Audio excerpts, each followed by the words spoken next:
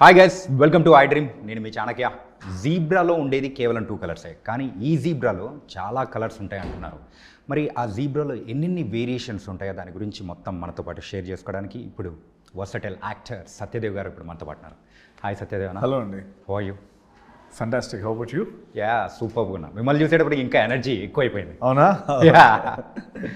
Zebra అసలు తెలుగు సినిమాలకు సంబంధం లేని టైటిల్ని ఒకటి తీసుకొని వచ్చి ప్రేక్షకుల్ని ఒక్కసారిగా అటెన్షన్ గ్రాబ్ అయ్యేటట్టు పెట్టారు. సో ఏంటి జీబ్రా వెనకాల ఉన్న కథ ఏంటి? టైటిల్ వెనుకున్న కథ మన సినిమాలో ఉన్న ఒక major element, black money, white money and మనుషుల్లో ఉండే బ్లాక్ అండ్ వైట్ గురించి అని. బట్ సినిమాలో అన్ని కలర్స్ ఉంటాయి. ఓకే, అదే చెప్పాను స్టార్టింగ్ ఇంట్రడక్షన్. యా, అండ్ టీజర్లో మేము చూసినప్పుడు మెయిన్గా మిమ్మల్ని బ్లాక్ హార్స్తో పోల్చారు అండ్ వైట్ హార్స్తో అయితే ధనుంజయ్ గారిని. సో ఏంటి దాని రెలవెంట్ ఏంటి?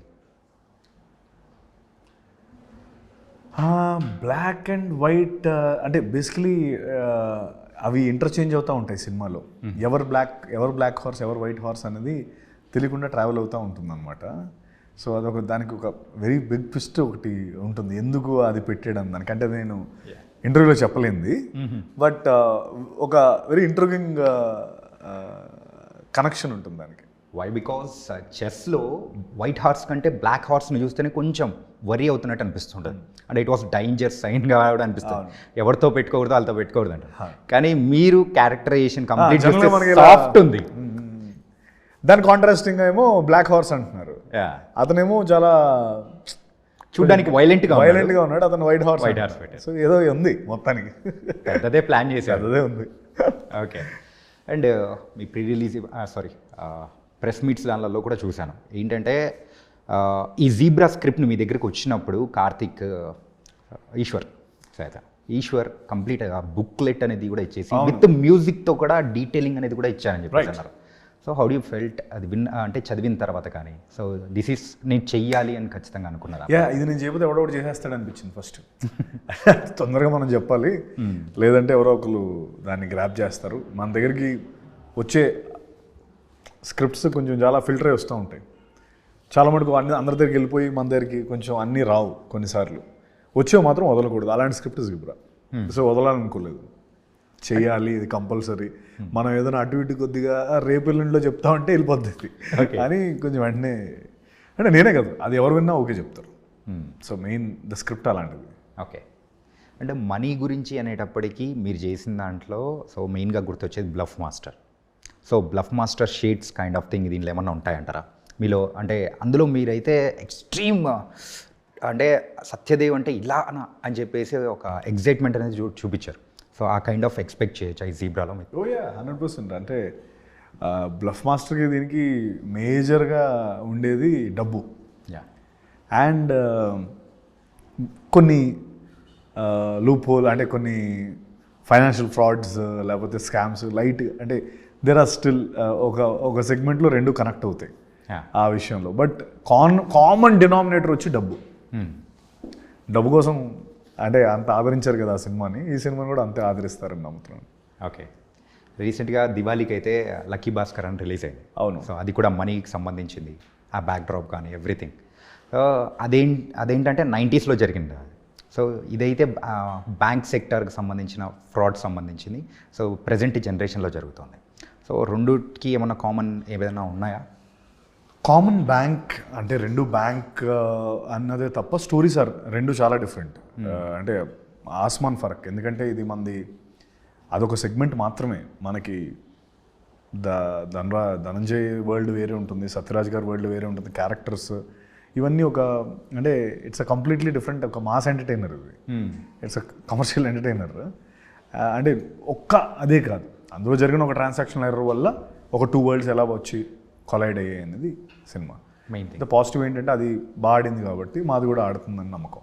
ఏంటంటే ఏదైనా ఒక మూవీ ఒక మంచి హిట్ అయిందంటే దీని లేటర్ ప్రేక్షకులు కూడా, అంటే నెక్స్ట్ వచ్చే మూవీస్ కూడా అదే ట్రెండ్లో నడుస్తూ ఉంటుంది. అవును. సో ఇప్పుడు పర్ఫెక్ట్ టైంలో లాంచ్ చేస్తున్నారు కూడా అనిపిస్తుంది. November 22nd రిలీజ్ అవుతుంది.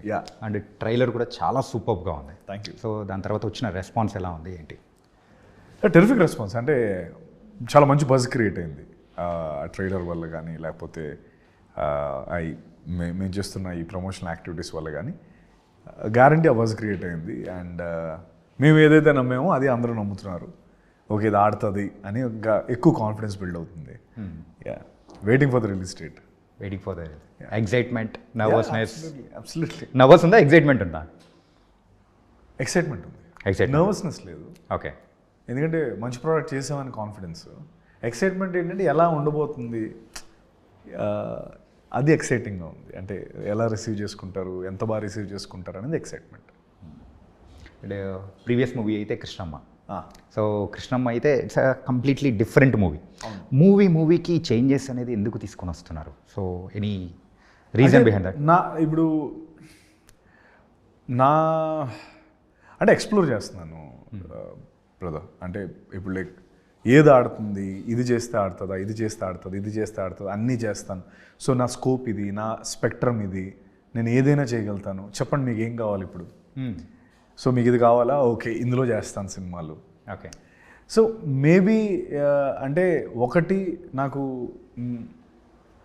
నేను ఎలా సపరేట్గా ఉండగలుగుతాను, నేను ఎలా మార్క్ క్రియేట్ చేయగలుగుతాను అన్న దానిపైన నేను ఎక్కువ మేబీ వైడ్ జానరస్ చేస్తే, అరే అన్ని జానరస్ చేస్తున్నాడు, డిఫరెంట్ క్యారెక్టర్, ఒకదానికి సంబంధం లేదు.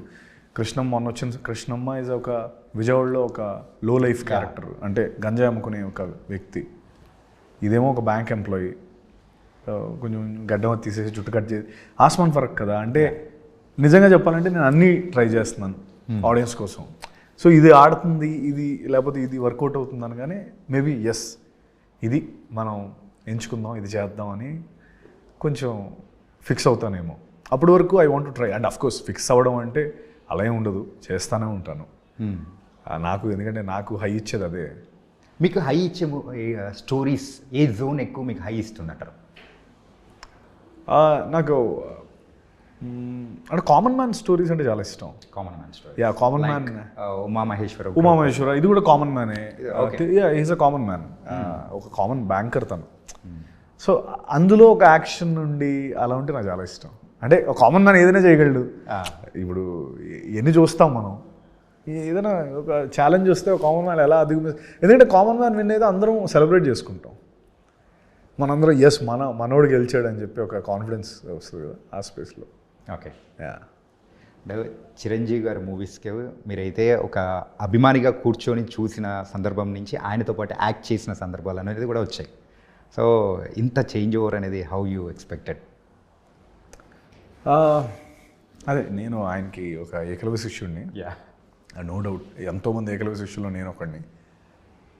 ఆయనతో రావడం అనేది అంటే ఇంకా లడ్డు కావాలా, ఇంకో లడ్డు కావాలా అని ఒక 2 లడ్డూలు దొరికాయి. అలా ఆ స్పేస్లో ఉన్నదే. So terrific moment. అంటే దాన్ని ఎక్స్ప్లెయిన్ చేసి దాని గొప్పతనాన్ని తక్కువ చేసినట్టు అవుతాను. నా ఆనందానికి అది ఇట్స్ గ్రేట్ ఫీలింగ్. ప్రతిసారి నాకు ఎప్పుడైనా నేను లోలో ఉన్నప్పుడు కూడా ఆ మూమెంట్స్ ఆలోచించుకొని నేను మళ్ళీ ముందరికి వెళ్తూ ఉంటాను. జీబ్రా మూవీకి మ్యూజిక్ డైరెక్టర్గా రవి బసూర్ గారు చేశారు. అవును. అండ్ కేజీఎఫ్కి కానీ, అండ్ ఆయన దగ్గర నుంచి బ్యాక్గ్రౌండ్ మ్యూజిక్ ఎలా వస్తుందో వీ కెన్ ఎక్స్పెక్ట్. అంటే ట్రైలర్ అండ్ టీజర్లో కూడా ఎక్స్ట్రీమ్ ఇచ్చారు. అండ్ మెలోడియస్ సాంగ్స్లో కూడా అసలు రవి బసూర్ గారైనా చేసింది అని అనుకునేలాగా తేరీ మేరీ సాంగ్ అనేది కూడా. ఆ తేరీ మేరీ సాంగ్ అయితే ఇప్పుడైతే అందరూ బాగా సర్క్యులేట్ అవుతున్నాయి, రీల్స్ అనేది కూడా బాగా చేస్తూ ఉన్నారు. అవును అది సాంగ్ చాలా బాగా రిసీవ్ చేసుకున్నారు. అండ్ రవి బసూర్ ఆయన కేజీఎఫ్ సలార్లా ఉండదు ఇది అసలు. కంప్లీట్లీ ఒక చాలా కొత్తగా ఆయన మ్యూజిక్ ఇచ్చారు మాకు. అండ్ అఫ్ కోర్స్ అంత పెద్ద సినిమాలు చేసిన ఆయన ఈ సినిమా చేయడం అనేది ఆ కథ నచ్చే చేశాడు. కథ తనకి బేవసం నచ్చి ఓకే ఇదొక జానరా, ఇలాంటిది నా హ్యాట్లో ఒక ఫెదర్ అవ్వాలి అని తను అనుకొని చేసింది. తనకు బాగా నచ్చింది సినిమా, అందుకే చేశాడు. అండ్ సాంగ్స్ కూడా చాలా బాగా వర్కౌట్ అవుతాయి. అండ్ సిచ్యువేషనల్ సాంగ్స్ కూడా ఉన్నాయి సినిమాలో, అన్నీ బాగా పేలుతాయి అవి. ఒక్క సాంగ్కి మేమందరం ఇలా ఎగ్జైట్ అయిపోతున్నాం, మిగతాటి కూడా వీఆర్ వెయిటింగ్. 100%. అంటే సెట్స్లో ఉన్నప్పుడు యూజువల్గా డైరెక్టర్ ఈశ్వర్ గారు సో సత్య అని పిలిచారంటే ఎవరు పలుకుతారు సార్? మీరు పలుకుతారా, సత్యాన్న పలుకుతారా, సత్యరాజు గారు పలుకుతారా? అయితే అది మాకు కాకుండా ఈశ్వర్గా ఎక్కువ కన్ఫ్యూజన్. ఎందుకంటే మాకు తెలుసు కదా, కావాలని కొన్నిసార్లు నేను సత్య నువ్వు వెళ్ళు పిలుస్తున్నాడు అని చెప్పి వెళ్ళు అంటే వెళ్ళి నువ్వు కదా సత్య మీరు అంటే అవును నేను వస్తున్నాను ఇలా మేము ఆట పట్టిస్తూ ఉండేవాళ్ళం. సత్యరాజ్ గారు ఉన్నప్పుడు కూడా అంతే, అంటే సత్యరాజ్ గారిని సత్య అండు కాబట్టి కొద్దిగా ఈజీ. మా దగ్గరికి వచ్చేటప్పటికి అంటే తన తర్వాత లేటర్ ఆన్ నన్ను బడి అంటాడు. బడి ఇద్దరం బడి అని పిలుచుకుంటాం. సో బడి అంటే నేను ఒక్కడనే, సత్యాన్ని సార్ అంటాడు. అలా మార్చేసుకున్నాడు అనమాట, కన్ఫ్యూజన్ లేకుండా. ఇంతమంది సత్యాలు ఒకే మూవీలో కనిపించడం చాలా అరుదు, అది ఈ మూవీలోనే జరిగింది అనుకుంటా. అంతే. ఓకే. అండ్ మనం ప్రత్యేకంగా మాట్లాడుకోవాల్సింది సత్య గారి టైమింగ్, కామెడీ టైమింగ్. అవును. సో మీ ఫ్రెండ్గా చేశాడు, అంటే ట్రైలర్లో కూడా మంచి మీ ఇద్దరి మధ్య కెమిస్ట్రీ అనేది కూడా సూపర్ వర్కౌట్ అయినట్టుంది. అవును, చాలా. అంటే ఆయన ఫెంటాస్టిక్ టైమింగ్ ఉన్న వ్యక్తి అండ్ నాకు చాలా మంచి ఫ్రెండ్ అయిపోయారు ఈ సినిమాలో. సినిమాలో మా ఇద్దరిది ఫన్ పార్ట్ అనమాట, మా ముగ్గురిది. ఇన్ఫ్యాక్ట్ ప్రియాతో పాటు మేము ముగ్గురం ఇరుక్కొని బయటకు వచ్చే సంఘటనలన్నీ చాలా ఫన్నీ హ్యూమరస్గా ఉంటాయి. ఎందుకంటే ఒక కామన్ మ్యాన్గా అవన్నీ ఎప్పుడు మనం చూడం, ఒక గ్యాంగ్స్టర్ వరల్డ్ ఎప్పుడు మనం చూడం. సో అదంతా చాలా ఫన్ ఉంటుంది. అండ్ త్రూ అవుట్ ఉంటాడు సినిమా అంతా, నాతో పాటే క్యారెక్టర్ ఉంటుంది. ఇట్స్ నేను సెపరేట్, నేను తను కలిసే ఉంటాం సినిమా అంతా. సో త్రూ అవుట్ మూవీ మొత్తం త్రూ అవుట్ ఉంటుంది. అండ్ యూ కెన్ ఎక్స్పెక్ట్ ఏమి ఉండబోతుందో. అంటే మేము వేరే మూవీస్కి డాట్స్ కనెక్ట్ చేసుకుంటున్నాం అనమాట సత్య గారు ఉండేది మూవీస్లో. ఓకే. అంటే మీరు చేసిన మూవీస్లలో ఈ మూవీ ప్రొడక్షన్ వైజ్ కానీ అండ్ బడ్జెట్ వైజ్ కానీ ఎక్స్ట్రీమ్గా ఉందన్నమాట. సో అది చూసి మీరు కూడా అరే ఏంటిది అని అనుకున్న సందర్భాలు కూడా జరిగాయని చెప్పారు కదా. సో ఆ టైంలో ఎప్పుడైనా భయం వేసింది ఎప్పుడన్నా? స్టార్టింగ్లో కొంచెం కాదు ఓకేనా అంటే ప్రొడ్యూసర్స్ రెడ్డి గారు, ఎస్ఎన్ రెడ్డి గారు, బాలా అండ్ దినేష్ కథను అంత నమ్మారు. Hats off to them. ఎందుకంటే వాళ్ళు స్ట్రైట్ అవే సత్య మనం లేదు నువ్వు వరి అవ్వకు, మేము సినిమా కోసం పెడుతున్నాం, నీకు సంబంధం లేదు ఇది అని చాలా నాకు ధైర్యాన్ని ఇచ్చారు వాళ్ళు. అండ్ ఈరోజు అది వర్కౌట్ అయింది. ఓకే. వాళ్ళు దేనికోసం అయితే నమ్మారో అది వర్కౌట్ అయింది. అంటే కొన్నిసార్లు వరల్డ్ బిల్డింగ్కి వరల్డ్కి డబ్బులు కొంచెం ఎక్కువ అవుతాయి. కొన్నిసార్లు ఆ స్టోరీలో మన బిజినెస్కి అతీతంగా పెట్టవలసిన టైం వస్తుంది. వచ్చినప్పుడల్లా ఆ సినిమాలన్నీ ఆడినాయి కదా. సో ఇది కూడా అలా ఆడుతుందని నమ్మకం. ఓకే. అంటే వాళ్ళందరూ అది నమ్మారు కాబట్టి ఇది ఈ రోజున బయటకు వస్తుంది. అండ్ ఈ మూవీ అయితే పాన్ ఇండియా కాదు, పాన్ వరల్డ్ మూవీ. బ్రెజిలియన్ యాక్టర్స్ని కూడా పెట్టుకున్నారు. అవును. జెనిఫర్ తను బ్రెజిలియన్ యాక్చువల్లీ. మన దాంట్లో తెలుగు తనే డబ్బింగ్ చెప్పింది కూడా. రియలీ? యా. ఓకే. తనే డబ్బింగ్ చెప్పింది. అంటే నా వరల్డ్లో షీలా అనే క్యారెక్టర్ తనకి మంచి నెక్ టు నెక్ ఉంటాయి మా సీన్స్ అన్నీ కూడా. It's come out really well. She's brilliant. అంటే మేము ఇద్దరం ముందు రామ్ సేతు చేసాం. Ram Setu, okay. Second movie with her. Yeah. అంటే నాకు తెలియదు తను ఈ సినిమాలో వస్తుందని. అక్కడైతే రామ్ సేతు చేసాం ఆల్రెడీ, అందులో చిన్న రోల్ ఉంటుంది తనది. ఇప్పుడు ఇందులో సడన్గా చూసి నువ్వు ఇక్కడ అంటే నువ్వేంటి ఇక్కడ. నైస్. అండ్ మెయిన్గా ఈ మూవీ స్టోరీ అంతా ట్రైలర్ అండ్ టీజర్ చూసిన తర్వాత సో ఒక మనీ గురించి చుట్టూ జరిగే ఒక మూవీ, ఆ వరల్డ్ని కూడా బిల్డ్ చేసుకున్నారు ఎవ్రీథింగ్. సో మీరు ఎప్పుడైనా ఎవరికైనా మనీ ఇచ్చి మోసపోయిన సందర్భాలు కానీ ఇలాంటివి ఏమైనా ఉన్నాయా? రూపాయినా ఉండొచ్చు.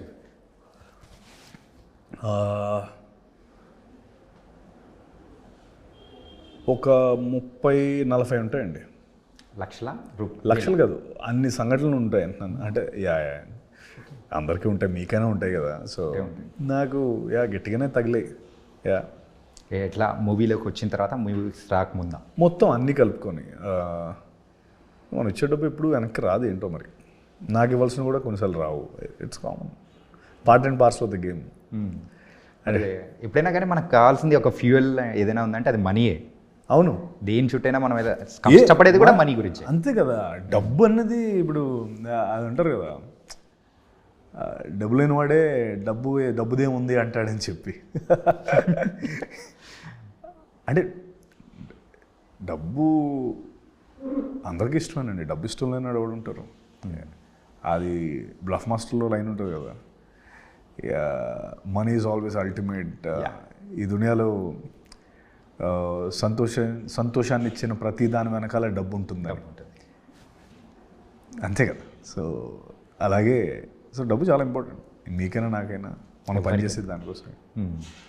సాటిస్ఫాక్షన్ ఫస్ట్, బట్ దాంతో డబ్బు రాదంటే ఎవడు చేయడు. అండ్ మీరు చేసిన కొన్ని మూవీస్లలో కూడా ఏంటంటే కొన్ని లవ్ స్టోరీస్ అనేది కూడా ఉన్నాయి. సో ప్రేక్షకులు అందులో మిమ్మల్ని రిసీవ్ చేసుకోవడం కంటే ఈ టైప్ ఆఫ్ రోల్స్లో మిమ్మల్ని చూడడానికి ఎక్కువ ఇష్టపడుతున్నారని మీకు అనిపించిందా? అనిపిస్తుంది డెఫినెట్లీ చాలాసార్లు బ్లఫ్ మాస్టర్ లాంటి సినిమా చేయండి, లేకపోతే బ్రోచే లాంటి సినిమాలు చేయండి, నా ఉమామహేశ్వర్ లాంటి సినిమాలు చేయండి అని ఎప్పటికప్పుడు అంటూనే ఉంటారు. అయితే ఇట్స్ లైక్ ఏదో ఒక్కటని కాదు, చేసినవన్నీ కూడా మళ్ళీ చేయమని అడుగుతూనే ఉంటారు. అయితే ఈ టైప్ ఆఫ్ ఫిల్మ్స్ ఏంటంటే బ్లఫ్ మాస్టర్ కొంచెం ఎక్కువ కనెక్ట్ అయింది కదా బాగా. సో దీనివల్ల అండ్ ఉమామహేశ్వరరావు కూడా అంతే కనెక్ట్ అయింది. ఉమామహేశ్వర రూపస్య కూడా దానికి డబుల్ ఇంపాక్ట్ ఇచ్చింది. మహా hats off to him for that film. And మేద్రో మళ్ళీ ఇంకో సినిమా చేస్తున్నాం, అది వేరే విషయం. రియలీ? ఓకే. ఎప్పుడు బ్రో ఫుల్ బాటిల్ దాని తర్వాత? ఫుల్ బాటిల్ తర్వాత కెన్ ఎక్స్పెక్ట్. ఏంటంటే ఉమామహేశ్వర ఉగ్రరూపస్య మూవీ గురించి ఈవెన్ మా ఛానల్లోనే ఐ డ్రీమ్లోనే టీఎన్ఆర్ గారితో ఇంటర్వ్యూ చేశారు మీరు. అవును. అదేంటంటే ఆ ఋతువుల గురించి చెప్పేటప్పుడు, అమ్మాయి ఆ ఋతువు వెళ్ళిపోయేటప్పుడు ఆ కనెక్టివిటీ, వసంత ఋతువు, శరద్ ఋతువు కాన్సెప్ట్. సో అది ఎంత అంటే ఎన్ని లక్షల మంది చూసారు అనమాట. ఇప్పటికీ వన్ ఆఫ్ మై ఫేవరెట్ అనిపిస్తుంది. అది మహా చేశాడండి. నేను ఓన్లీ ఎక్స్ప్లెయిన్ చేశాను అంతే. బట్ ఆ కాన్సెప్ట్ అంతా తను అలా అనుకొని చేసాడు. అంటే నేను అంత క్లియర్గా మాట్లాడగలిగానంటే నాకు అంత క్లియర్గా తను చెప్పాడు. ఇది ఇది ఇది ఇది ఎందుకు ఈ టైంలో ఈ పూలు పూస్తాయి, ఈ పూలు వెళ్ళిపోయి ఈ పూలు వస్తాయి. సో ఫస్ట్ అమ్మాయి ఏమో జ్యోతి క్యారెక్టర్, తర్వాత స్వాతి క్యారెక్టర్ ఫస్ట్ వెళ్ళిపోద్ది, తర్వాత వర్షంతో పాటు తను వెళ్ళిపోతుంది, తర్వాత వచ్చే ఋతువులో జ్యోతి క్యారెక్టర్ వస్తుంది, ఆ పూలు దానికి సింబాలిక్ మెటఫర్. ఇవన్నీ తను అనుకొని పెట్టి అవి పే ఆఫ్లో చేసిన థింగ్ అది. ఎప్పటికప్పుడు ఫాదర్ క్యారెక్టర్ మాట్లాడుతూ ఉంటాడు,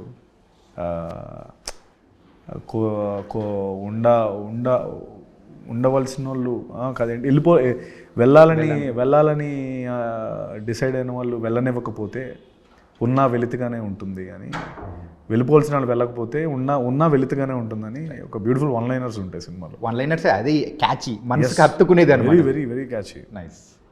అంటే జీబ్రా మూవీకి వచ్చేటప్పటికి సత్యరాజ్ గారి క్యారెక్టర్ ఏంటంటే ఇప్పటివరకు మేము కట్టపగా చూసాము, మిర్చి డాడీగా చూసాము, కానీ ఆయనను మాత్రం వెరీ బ్యాడ్ గాయ్గా చూపించబోతున్నారు అన్న. Very very bad guy. ఏంటి కొంపదీసి మీ అందరు డబ్బు తీసుకుని ఆయన వెళ్ళిపోతారా ఏంటి? ఏమో అంటే చూడాలి, అంటే అలా ఏం కాదు కానీ బట్ పెక్యులర్ క్యారెక్టర్ సత్యరాజ్ సార్ది. ఓకే. కుమ్మ అవతలేసాడు ఆయన. అంటే అసలు వెరీ విట్టి క్యారెక్టర్ అది. మీరు సినిమాలో ఫుల్ ఎంజాయ్ చేస్తారు ఆ క్యారెక్టర్ వచ్చినప్పుడు. బాబా తన పేరు. అందుకే కదా ఆ పాస్వర్డ్ దాని గురించి చెప్పేటప్పుడు కూడా పాస్వర్డ్ ఏంటంటే స్టార్ స్టార్ స్టార్ 10 stars ఇదే పాస్వర్డ్. సో మెయిన్గా మూవీ ప్రేక్షకుల్ని ఎంతవరకు ఎగ్జైట్ చేయొచ్చు జీబ్రా?